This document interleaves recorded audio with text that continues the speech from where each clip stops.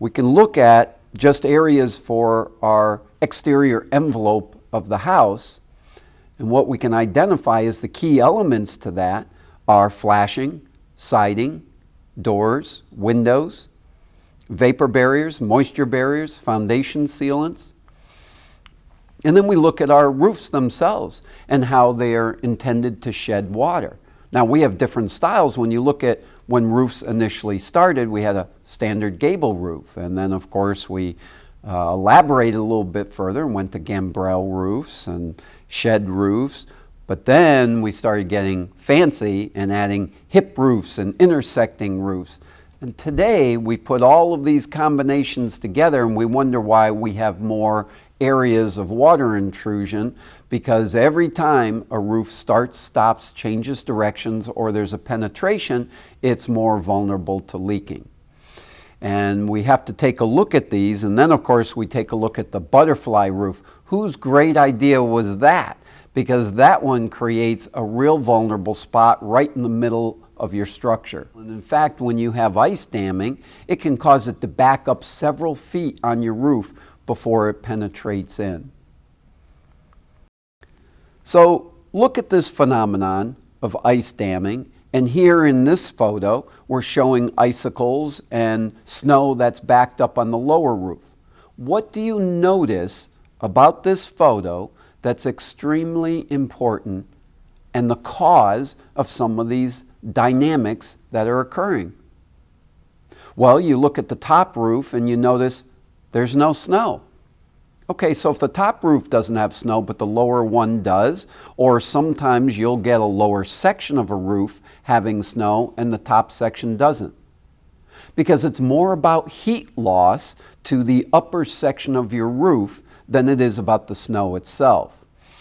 When heat rises to its highest point, the peak of your roof, it starts to melt the snow faster than the cooler section down below. This oftentimes, as you can see in this illustration, causes ice damming. From there, the water will back up and penetrate through the shingles. Now, for those of you that are in northern parts of the country, areas that do get ice damming, do you know that you can look for ice damming year-round? Most people think you'll wait till winter. Don't wait for winter. As part of your normal home inspection, you ought to be looking for this. So how do you look for it? Well, what you can do is take a look under the clapboards. You can look up in the soffit or eave area. You can look at the windows and look up at the framing and see if you can identify water droplet marks. Those are going to be the telltale sign that you've had some water infiltration. It isn't always because of a lack of gutter or deterioration or clogged gutter. It's oftentimes the problem and the culprit being the heat loss into the attic. And when we can go back to its point of origin, the original problem, it helps us resolve it rather than people taking out their roof rakes and starting to damage their roof section because they're pounding the roof rake on it to pull all of the ice and snow off. So we understand this dynamic and how the heat loss gets into the attic as we look at this illustration. We know that there are three ways that you get that heat loss. And one is through it moving through light fixtures and openings through your ceiling, and then of course through the insulation, or gaps in the insulation. We also know that you can get heat loss by conduction. And then you can get it from radiation coming off a heated source, such as a pipe or a ductwork. These all contribute to the effect that causes the ice damming. You can get that on the reverse, by the way, if you take a look at a dwelling that's in a warm section of the country and you have a cool pipe or a cool ductwork going through a hot attic. It can happen in the reverse effect, where you get condensation coming off that, causing damage to your ceilings. So that can also occur, and we need to be able to follow that and monitor it. And it's all about displacement of heat where we don't want it, not necessarily about the water itself.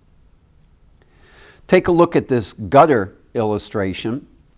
and we look at the different problems with it. The rain guards that we see, both the screened and the flat, tend to cause more problems over time than they're helpful. The flat ones allow water to run right over the gutter, particularly when you get large amounts of water. The screen one gets clogged up and allows water to sag and build up in that area or drive right over top. Of course, the clogged gutter is just that, clogged. And all of the purpose for these gutter systems is to control the water and where we bring the water to. Well, we're not going to control it this way. So the best way is to maintain your gutter system and make sure it's extended out away from the house far enough so it can't get back towards the house. With that, we can much better control where the water ends up and any potential damage that it could have caused. We take a look at this photo here where we have water stains on the ceiling area. What I really want to get through in this segment is I want you to understand when you look at water damaged areas, what we call red flags, warning signs for the potential of mold, is did it come from the backside of the sheetrock and therefore what you're seeing is the tip of the iceberg?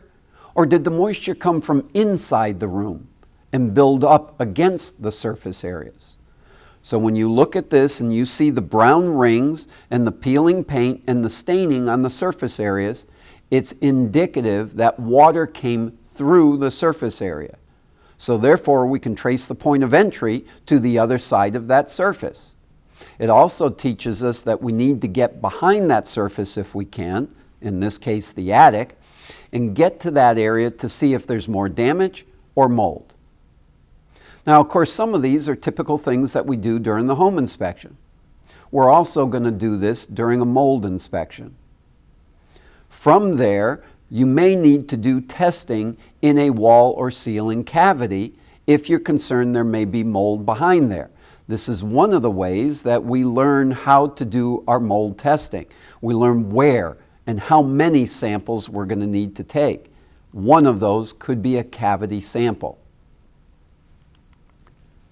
Next one is just take a look at your roof flashings. These are basic things that we look at when we do our home inspections. If you're not a home inspector, doing a mold inspection and determining where the water intrusion came from. Because if you don't stop the water intrusion, you're not fully correcting the mold problem. You see, for years what's happened is people take a look at the mold, call in someone to fix the mold problem, and it's only temporary because they never correct the water intrusion problem that started this. Mold is a warning sign. It's a warning sign that we've got water where we don't want it. So let's fix that first, then we can go ahead and correct the mold. Now that's not always possible. When someone's buying a foreclosed home, it may be that they don't have access to that home to fix the water problem. However, the bank or whoever owns the property is going to be able to fix the mold problem first. So you change that, fix that problem, then we go ahead and resolve the water intrusion problem. As long as both of them are written in the report, we're in good shape. So we go back then to our flashings, understanding that they all wear, they all age, and you never reuse a flashing.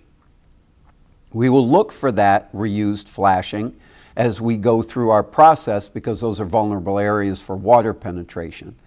Standard areas are your dormers, your plumbing vent stacks, sidewalls that meet a roof, such as a garage roof to a sidewall house. And then we look at inside in those areas for water stains. Attic area, garage wall, those will all help us see the problem area and where it came from. As you can see in this photo here, they've got a crack in the middle of the ceiling with a whole lot of water coming out. You know where that came from, the roof. And the water keeps coming and coming.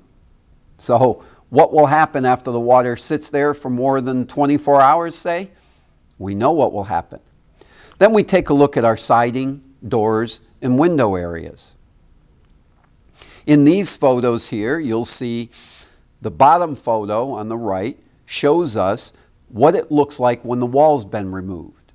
And then you say, well, Dave, when we do our inspection, the wall's not removed. I got that. What I'm showing you is what happens behind the surface area. Now let me tell you how to look for it when the surface is there. Typically, when you have a pour flashing around a window and moisture is dripping in behind it, what it will also do is eventually show up in the form of, say, around an outlet. You can smell that musty odor. The carpet and baseboard trim showing up with some mold on it. And then you look at the top photo there and you'll see the pour flashing on the outside and what caused the problem to begin with. Then we look at a photo where the roof comes into the sidewall of a house. We know that the way we used to flash it is not the way we want to flash it in cold areas of the country. What I mean by that is that because of ice damming now and because of snow loads, typical 4-inch step flashing isn't enough. What happens is the wind drives the snow up over the flashing and drains down behind it. So what we need to do in the new procedure now is to be able to roll ice and water shield up 3 feet on that wall and then flash, and ice and water shield and flash and so on, all the way up in step form, just like you did with the flashing, just introducing the water and ice shield now.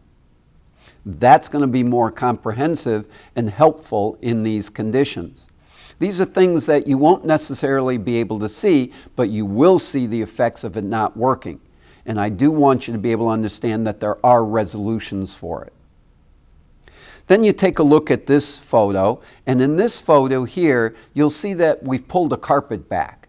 Well, yes, I understand you're not going to do that during the inspection process. What you can do, however, is get down on your hands and knees and get down towards that carpet. There are 2 ways you can identify if that's a problem. Number 1, you can sniff the carpet and smell that musty odor. If your sniffer's not working too good, that's fine. You can go ahead and rub your hand across the carpet along where the sliding glass door or patio door is. You'll feel it's crispy and more hard there. And if you put your hand out 3 feet from there, you'll feel that the carpet is more smooth and fluffy. These are typical phenomenons that occur where you've got your patio doors or sliders. Why? Because they don't put pan flashings in the way that they're supposed to or prior to pan flashings being introduced.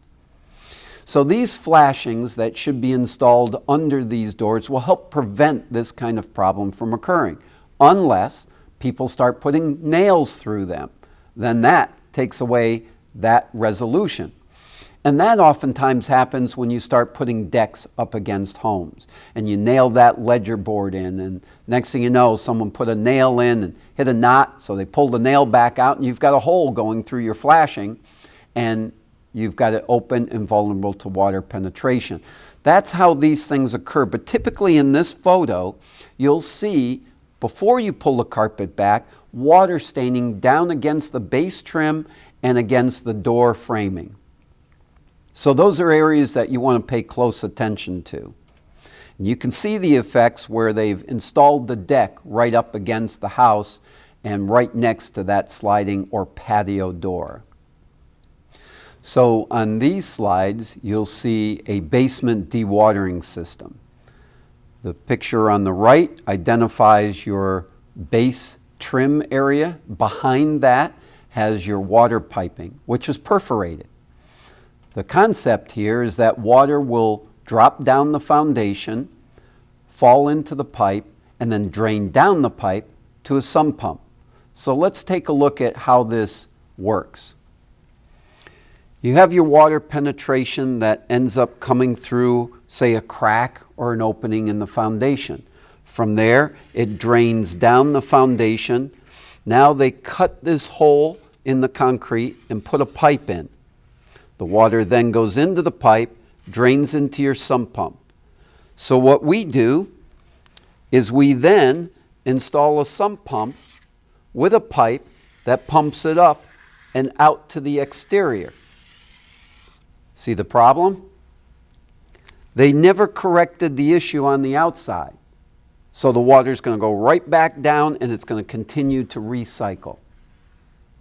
It's extremely important that we be able to help people understand that they have not corrected the water problem until they've fully corrected the water problem. This can introduce moisture into the air of the basement, creating high humidity, which is conducive for mold growth. So that's how it works with a basement dewatering system, and is not fully helpful in the control of moisture, only the water. So then we take a look at this slide showing water penetrating through in the corner. Now, where do you think this one comes from? Well, it becomes obvious, as we just spoke of, that the exterior is going to have a drain coming from the gutter system, pooling on the outside, finding an opening, penetration, or seam to get to the inside. Same with cement block. It can come through cement block and permeate into the interior side. With cement block, the tricky part is if it's hollow, you're going to get that moisture rising right up through those blocks to the interior. And oftentimes it makes it conducive for termites, carpenter ants, moisture rot, as well as mold. So in expressing and explaining to clients and to realtors with regards to mold, you can always couch it and say this creates conducive conditions for both insect infestation, moisture, and mold. And that might make it a little easier so the realtor is not afraid that you're running out yelling about mold all the time, because it really creates a conducive condition for much more than that. Here you can see a foundation being sealed where they have a crack. Now this happens a lot where people do the hydro seal, and that's just fine to be able to seal the crack, but it never resolves the water problem. We go back to the basics. If there is no water on the outside of the foundation, there won't be any water inside the foundation. Now when you have a high water table, that's easier said than done. But most of the time, I'd venture to say about 70% of the time, it's due to improper gutter and improper grading. That's the cheapest thing to take care of. So let's recommend to the people that we resolve that first. You can always do a step process. Tell them to resolve that first and then monitor. And if they have future work to do, they can resolve it after that. But most of the time, this will resolve that issue. We go back to foundations and take a look at this photo here where the foundation is damp. That's happening from moisture being absorbed through the foundation. When foundations are installed, they're installed with a sealer on the outside. Some are water sealers. Others are just moisture or vapor barriers. You need to know the difference between them and the effects if it has not been done properly. The effect is the photo on the left where you see the moisture permeating through and up and over the foundation. Here you can see newspaper doesn't really do the job to block moisture coming through a crack in the foundation. Not an appropriate fix.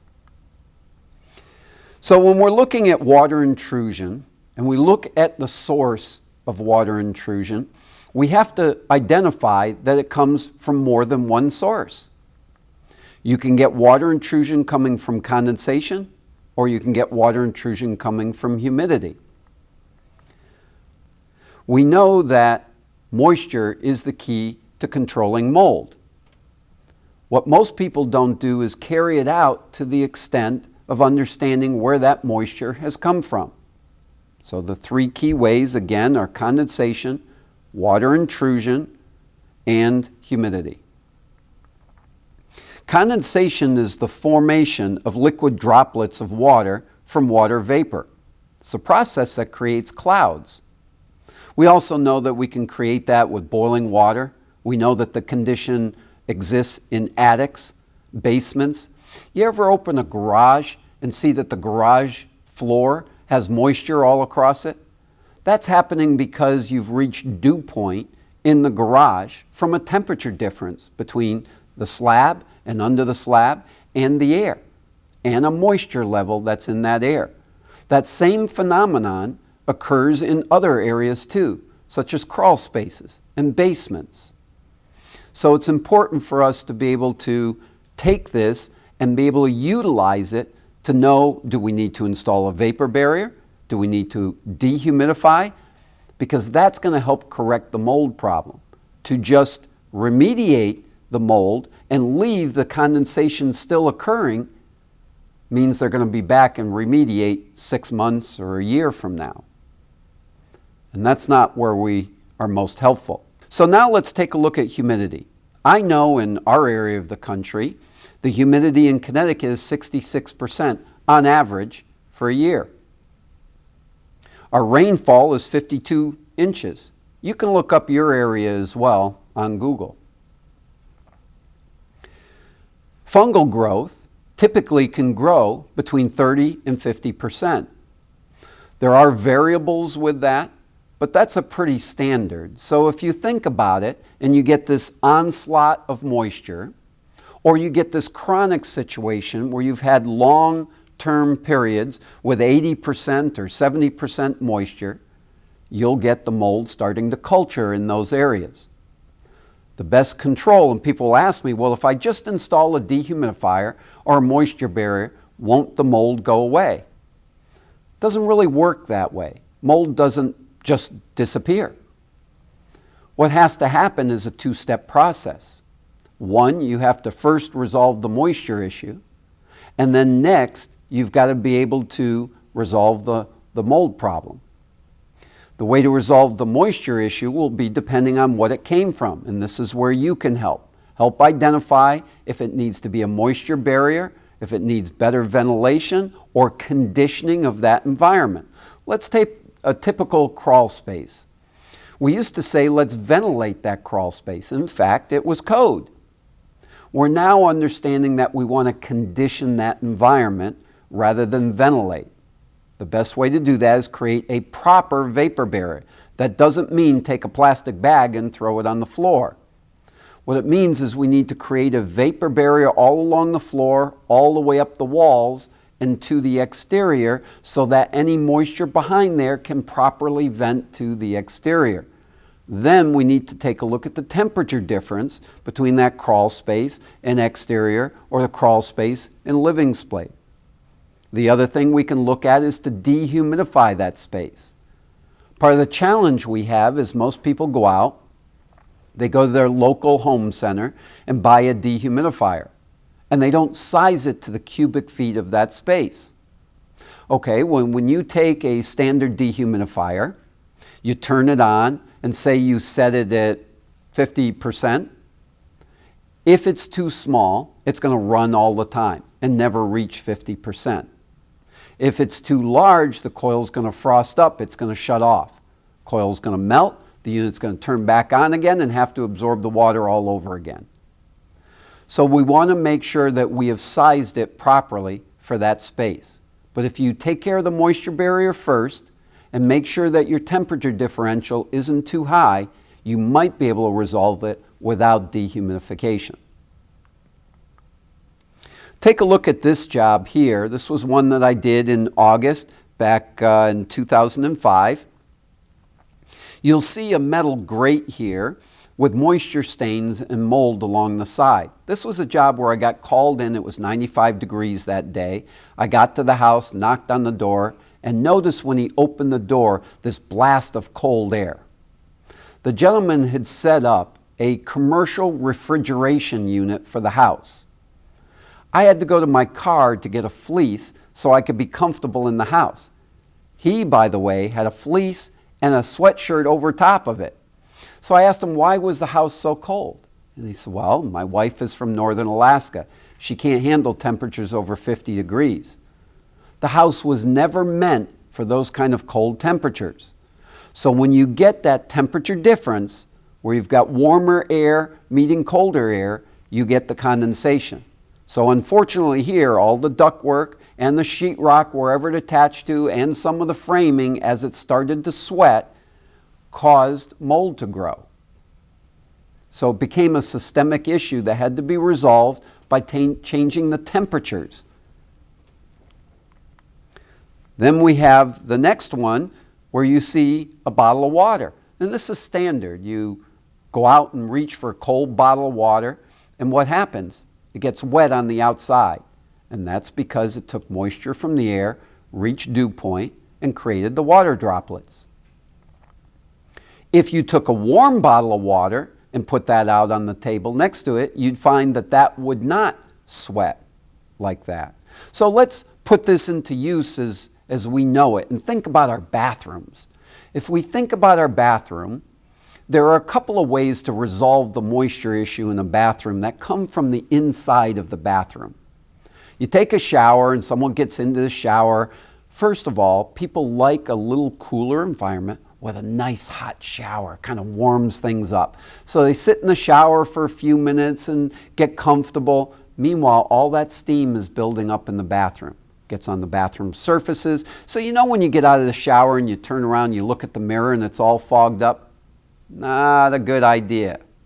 The way to help resolve that is take a look at the temperature difference between the water and the air.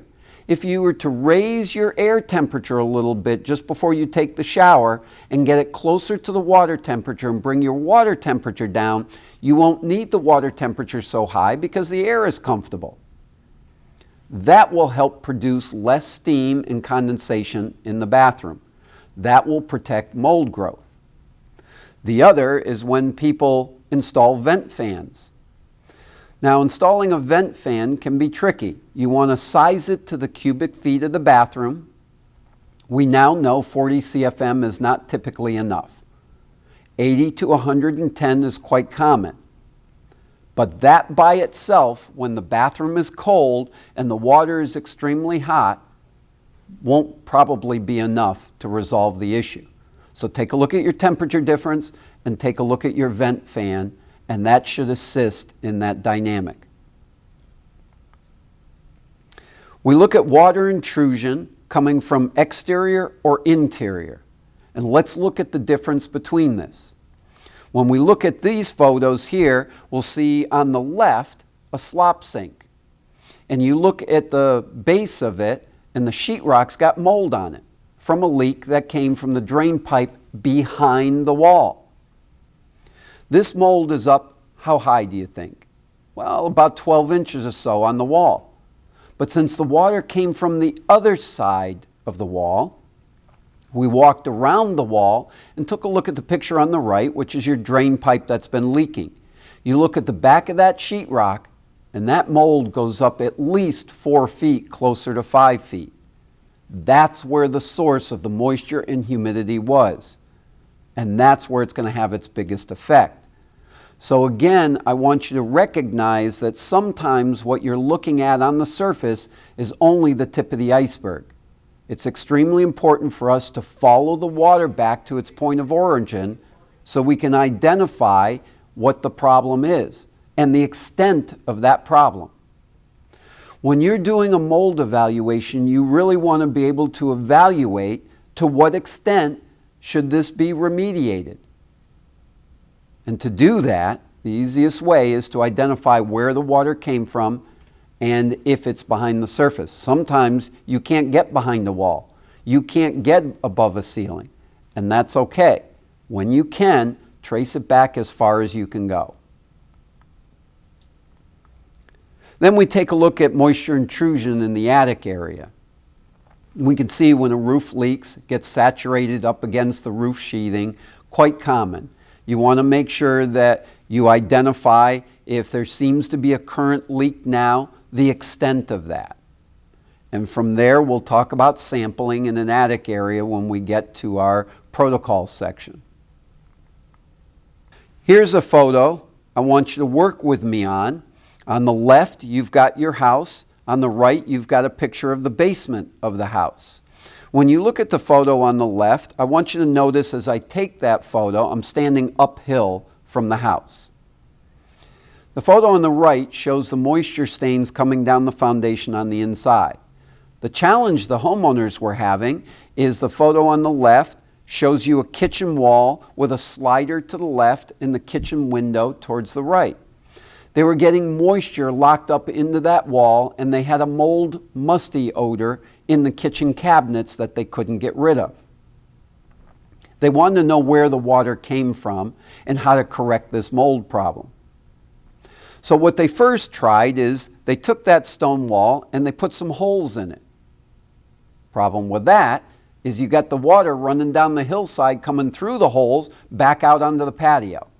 So it doubled the amount of moisture that was locked in on the patio. So that didn't help. Next step they tried was taking the gutter leader and putting stone on top of the grass. All that did is hold the water there. The real resolution when we look at this would be to build a swale in the backyard to drain water around that house. If we do that, again, it goes back to the theory, if there is no water up against the house, there won't be any water penetrating through the foundation or through the house.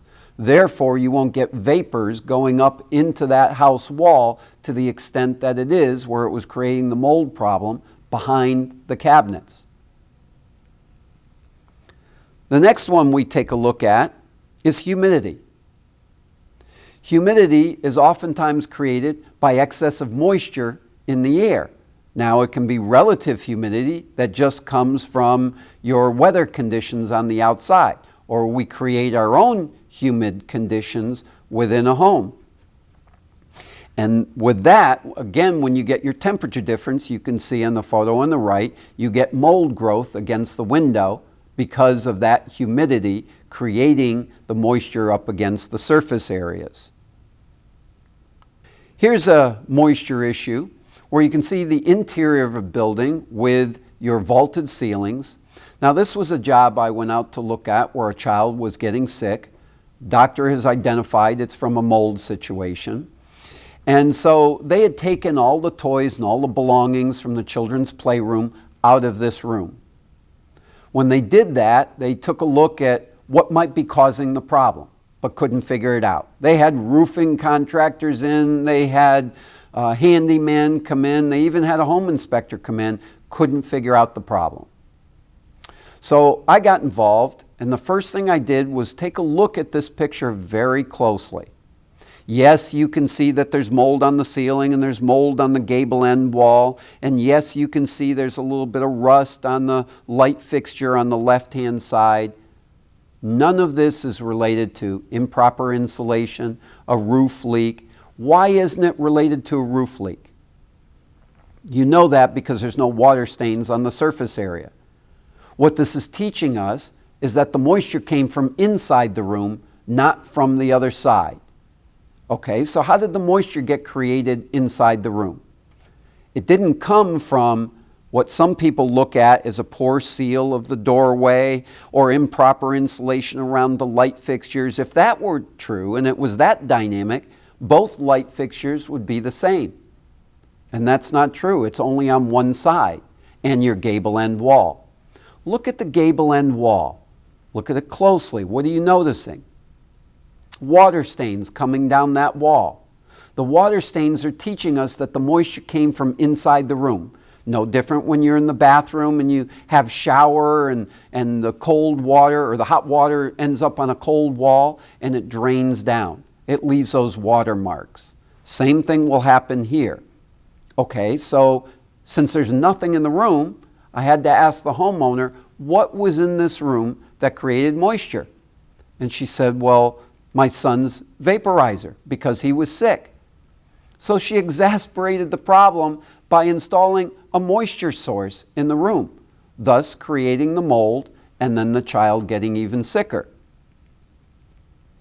So these are important dynamics for us to understand. Then we get moisture, and you look at this photo, you can see the brown ring from the water stain.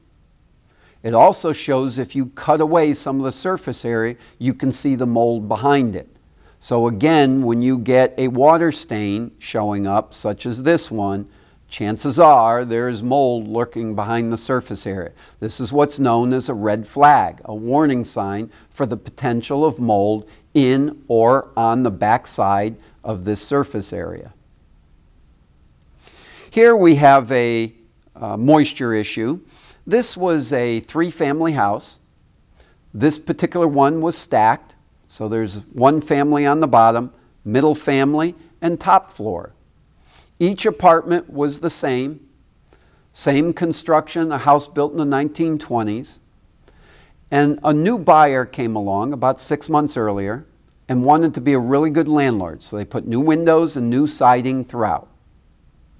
When you look at these two photos, the photo on the right is a cabinet in which they had cereal boxes in. The tenant kept complaining of getting mold on the cereal boxes on the inside of the cabinet. This cabinet here is, when you look on the photo on the left, it's the far cabinet on the outside wall. They couldn't figure out what was creating this problem.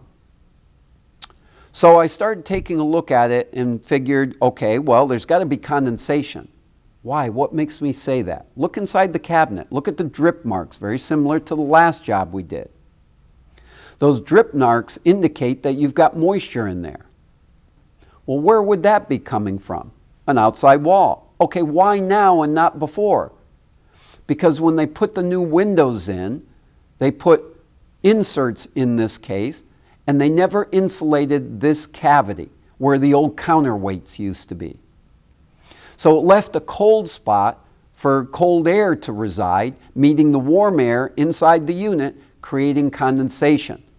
That condensation created a vulnerable area for mold to grow within the cabinet.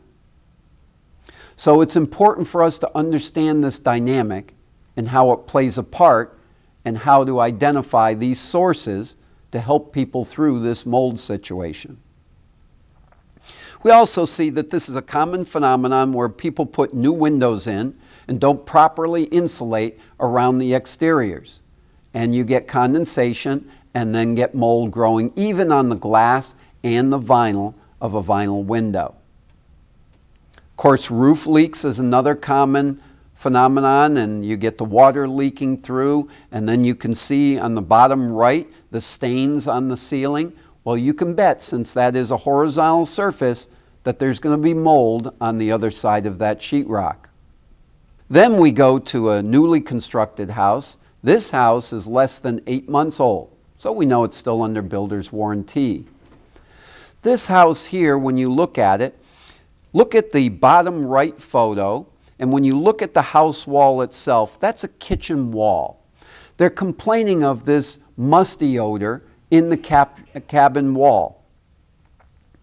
When we look at that, we identify that, okay, there doesn't seem to be a problem on the outside. Why is there mold going on in that wall behind the cabinets in the kitchen? So I look at the left top photo and identify that there is a hillside there where water drains down against the house. Unfortunately, when they installed this patio, they installed it wrong. It declines 4 inches from outside to inside per 10 feet and runs water right up against the house. When you look at the siding up over the patio, is that 6-inch clearance between the patio and the siding? No, I'll bet we don't even have an inch there. So the moisture collects there and rises up behind the wall, creating a perfect area for vapor lock and getting moisture to start that growth for mold. So the correction there was to redo the patio, pitch it properly, develop a swale around the house, then we can go ahead and remediate the mold. Now this is an interesting photo here where we look at a ranch, and in the basement section of the ranch they have wainscoting. The pine paneling in the basement all looks very good. There are no water stains. There is no indications of water in there. Yet there's a musty odor, and people couldn't find out where it was coming from. An inspector went through the house, identified a musty odor, but could not identify the cause of the mold or even the location of the mold. Let me show you how you can do that.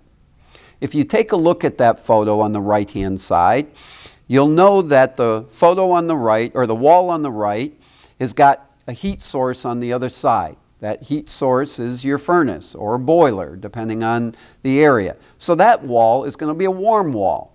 There won't be any problem there. But when you go on the other wall, that is towards the foundation side. There is no insulation behind this wall.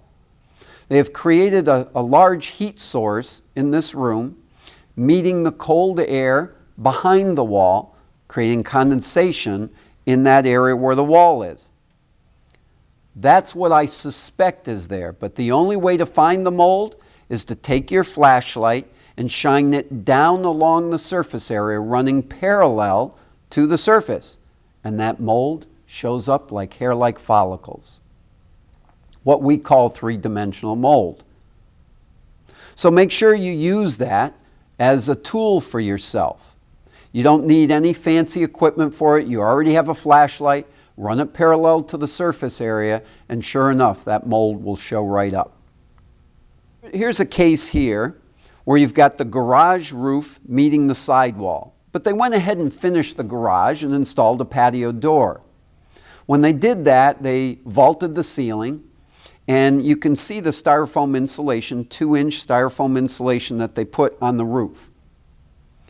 Instead of leaving it low enough to go underneath that window on the sidewall, it brought it up so high they had to cut the step-in flashing around that window frame, allowing it to leak.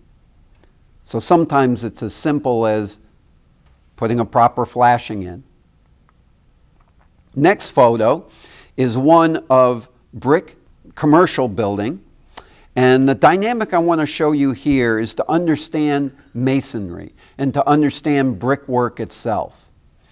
Brick is baked on all 4 sides, but not the top and bottom. Why? Because it needs the mortar to get into the brickwork to grab hold. That's what helps keep it stable. However, when the mortar starts to wear and moisture gets in there, it will get into the bricks and start deteriorating the bricks. In fact, when you get moisture into a brick, it wants to force its way out, particularly during weather changes, and it causes what's called spalling, the surface of the brick falling off. Now, we know this in most cases, but when we go back and look at this photo, here's a photo of the archway coming up close to the foyer. And the problem there is when you look closely at this brickwork, you'll see the mortar joints are opening up and you're getting cracking. From there, the moisture is getting in, and this was never intended to be a barreled roof or to have brickwork as your roof section. So the moisture is getting in, breaking the bricks apart. My recommendation was to put a metal barrel roof over it, seal it on both sides at the brick seam, and then go ahead and get the moisture out of the foyer area. Once that's done and they have dehumidified it and dried it out, then they can go ahead and remediate the mold. So the EPA comes up with a wonderful list here of prevention tips. They say fix leaky plumbing and leaks in the building envelope as soon as possible. Sounds basic, doesn't it? But many people don't follow these guidelines. The next one is to watch for condensation and wet spots. Fix the source of the moisture problem as soon as possible. Prevent moisture due to condensation by increasing surface temperature. We talked about this dynamic in the bathroom. Very common phenomenon that occurs. The other thing is reducing moisture, both in the air and on surface areas from humidity. That can be controlled by, again, temperature change and also to dehumidify the space. Sometimes vapor barriers are going to be required. Keep heating, ventilating, air conditioning, drip pans clean, flowing properly and unobstructed. Vent moisture generating appliances such as dryers to the outside. You remember back in the 70s when they used to put the boxes in the dryer vent hoses? What a big mistake. All that moisture coming back into the building. Yeah, they tried to capture the heat, but with it came relative humidities of about 80%. Not helpful in an enclosed environment. Maintain low indoor humidity below 50%. Perform regular building HVAC inspections and maintenance as scheduled. Clean and dry wet spots within 24 to 48 hours. Don't let foundations stay wet. Make sure you have proper drainage and grading on the outside of your home. We know these as home inspectors to be standard practices. We understand them.